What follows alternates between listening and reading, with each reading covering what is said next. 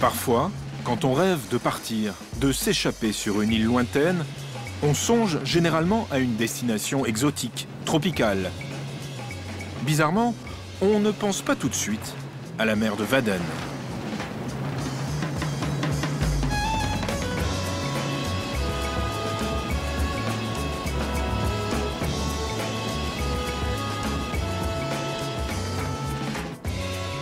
Au nord des Pays-Bas, la mer de Wadden et ses îles forment un univers unique.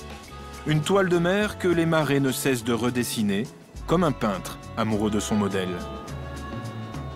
Ici, les bancs de sable réinventent chaque jour le paysage. Et si les 8 îles de l'archipel ressemblent à un plat pays, ses habitants ne manquent pas de relief. Voilà mon petit trésor. Ça ne vaut pas grand-chose, mais pour moi, c'est un vrai trésor. Voici la vodka du Parlement russe, la vodka Poutine. Toutes ces bouteilles ont été jetées par-dessus bord par des marins russes qui aiment bien boire beaucoup de vodka.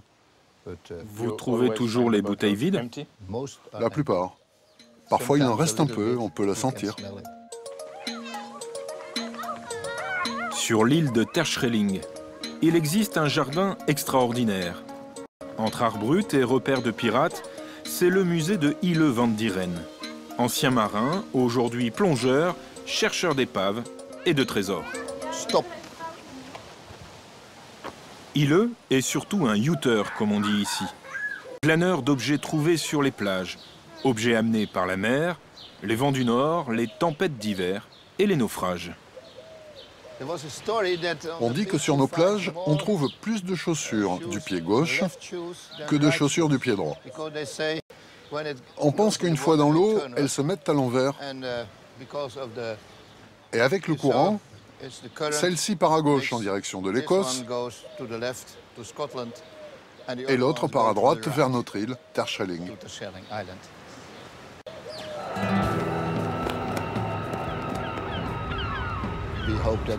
On attend les tempêtes avec impatience ici. Parce que quand il y a des tempêtes, on trouve beaucoup de choses sur les plages. Les dernières 30 années, on a surtout eu des objets provenant de conteneurs qui tombent des bateaux, parfois très haut, et se fracassent. Alors nous, on récolte des bananes, des bières, des extincteurs, des tapis persans, des chaussures, un peu de tout. Quand ça arrive, sur l'île, tout le monde devient fou, arrête de travailler, prend son 4x4, part à la plage et ramasse tout ce qu'il peut. Une fois par an, on a quelque chose de spécial.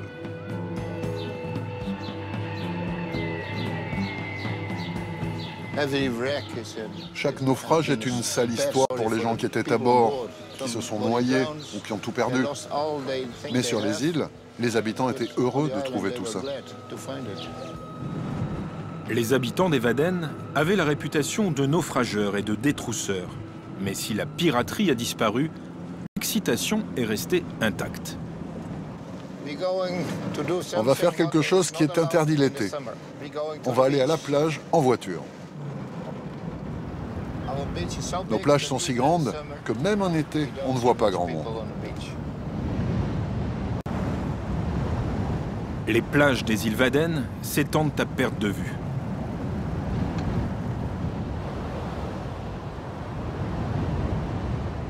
Côté mer du Nord, sur Terschelling, le littoral s'étire sur 30 km.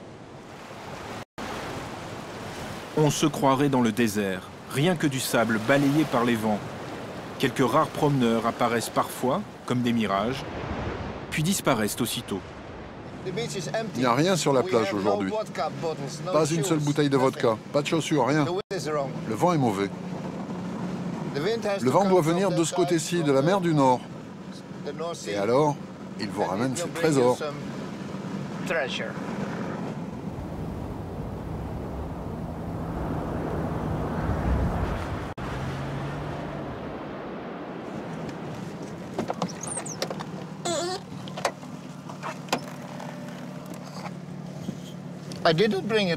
C'est pas moi qui l'ai amené ici. Je viens juste de la trouver. Vodka russe. Encore une. J'ai encore une bonne vue, non?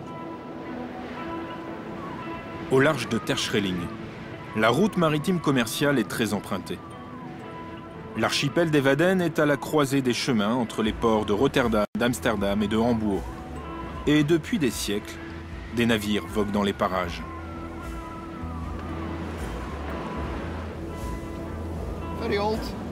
Elle est très vieille, cette épave. On dit qu'elle date de 1750. Autour des îles Wadden, plus de 500 épaves sont recensées. Autant de trésors pour les habitants de Terschelling, qui étaient aussi sensibles à la détresse des naufragés.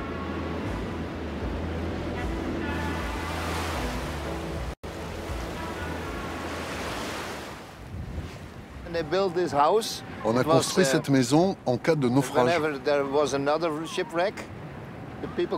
Les rescapés pouvaient s'abriter à l'intérieur, hisser le drapeau, et ainsi on venait les sauver. Mais ça n'a jamais servi. La mer de Wadden n'est pas un havre de paix pour la navigation.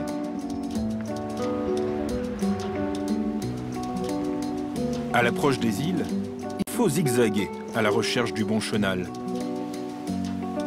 Pour que la traversée ne se transforme pas en odyssée et ne pas finir entre les mains des glaneurs, mieux vaut donc être fin connaisseur de cet archipel.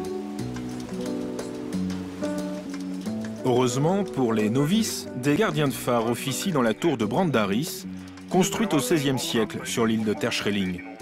De ce phare, Nicolette veille sur chaque trajectoire, prête à remettre le navigateur perdu dans le droit chemin.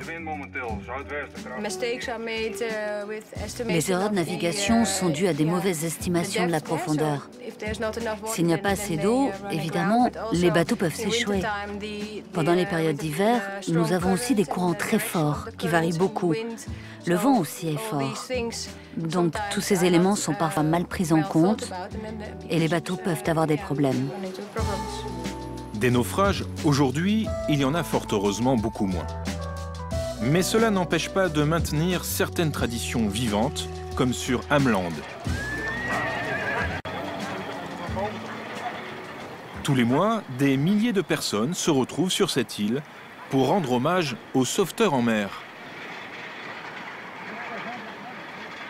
C'est Job de Jong qui supervise cet événement où l'on peut voir un bateau de sauvetage tiré et mis à l'eau par des chevaux de trait frisants.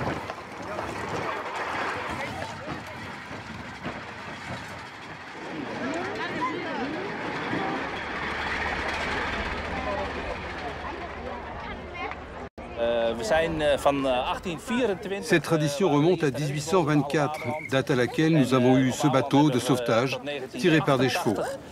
Nous nous sommes servis de ce système jusqu'en 1988. Pendant cette période, tous les sauvetages en mer ont été effectués avec cette méthode.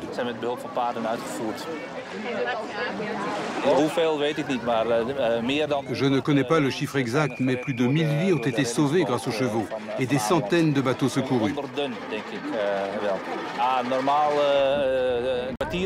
Normalement, on met 15 à 20 minutes pour mettre le bateau à l'eau depuis la plage. Mais à l'époque, ça allait beaucoup plus vite. Les chevaux étaient mieux entraînés car ils étaient utilisés tout au long de l'année par les agriculteurs. Maintenant, bien sûr, des moyens modernes de sauvetage sont utilisés. Donc on prend notre temps et ça permet au public de profiter de cet événement.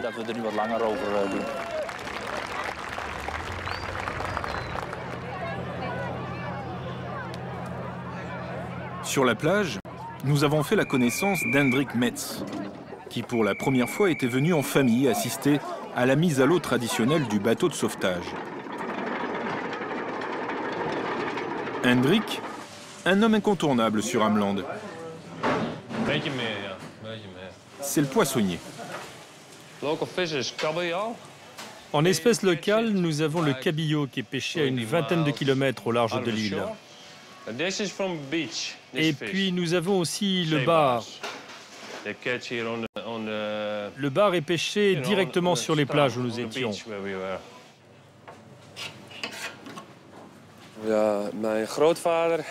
Mon grand-père posait des balises.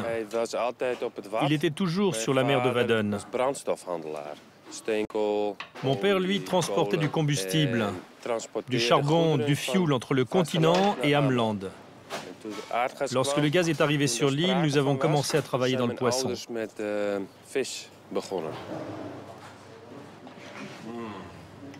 Hendrik, comme tout Néerlandais qui se respecte, voue au hareng cru un culte presque irrationnel. Comme la plupart des Amelandais, Hendrik vit du tourisme. Beaucoup d'Allemands viennent en voisin sur ces îles, charmés par la nature, les balades à vélo, les petits villages typiques avec leurs anciennes maisons de capitaines de baleiniers, l'activité majeure sur l'île jusqu'à la fin du 19e siècle.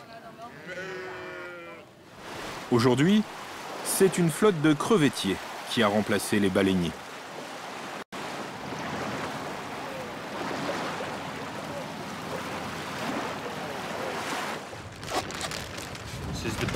Ce sont les meilleures crevettes. Elles sont encore chaudes, ils viennent juste de les cuire à bord.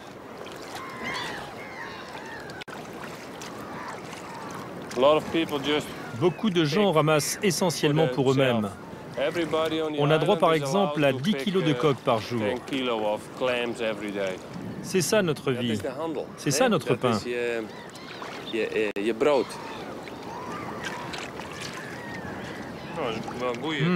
Super qualité. Hein.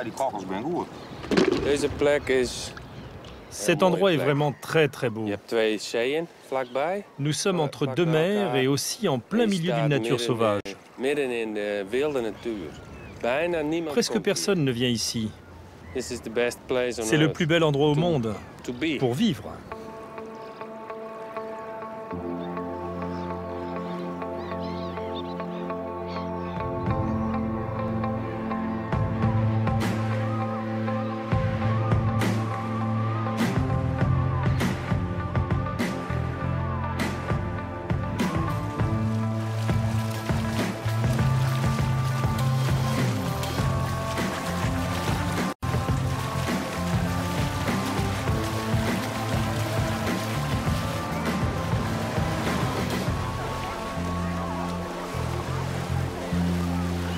À chaque marée basse, la mer de Wadden offre un univers éphémère et permet aux randonneurs de relier le continent aux îles sans avoir à marcher sur l'eau, ou presque. Les Vadlopen, les traversées à gué, sont ici très appréciées. Une activité endurante et potentiellement dangereuse qui nécessite absolument un guide expérimenté comme Johannes. Nous allons sur le platier d'Engelsmaat. Vous voyez, c'est le banc de sable sur lequel vous pouvez voir une petite cabane là-bas. Voilà, c'est là que nous allons. C'est une randonnée de 2 heures aller et 2 heures pour le retour. Et il y a une méthode particulière pour marcher? Ah oui, il faut faire le pas du patineur. Regardez, c'est comme ça, je vous le fais.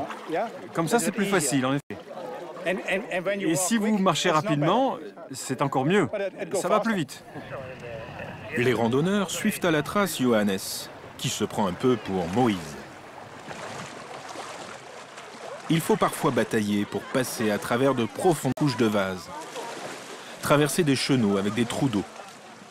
La Vadlopen, c'est une expédition ardue, une sorte d'alpinisme horizontal, d'où l'on ressort à la fois exténué sur le moment et en pleine forme le lendemain.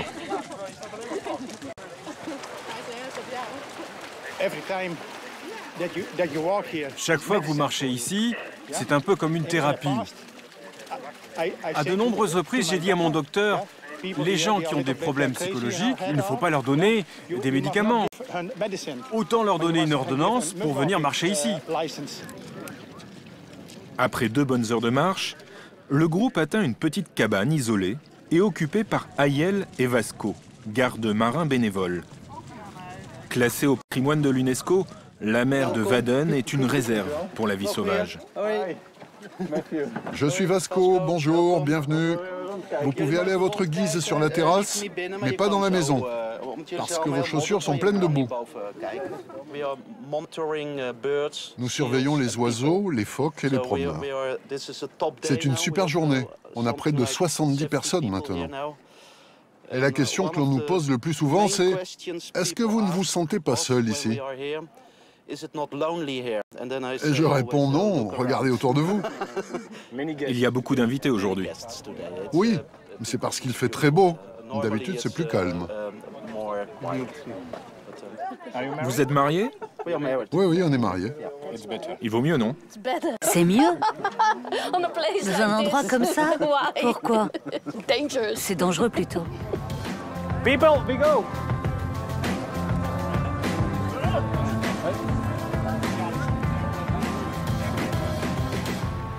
Parfois, on rêve de partir, de s'échapper sur une île lointaine. Bizarrement, la prochaine fois, vous penserez peut-être à l'archipel des îles Wadden.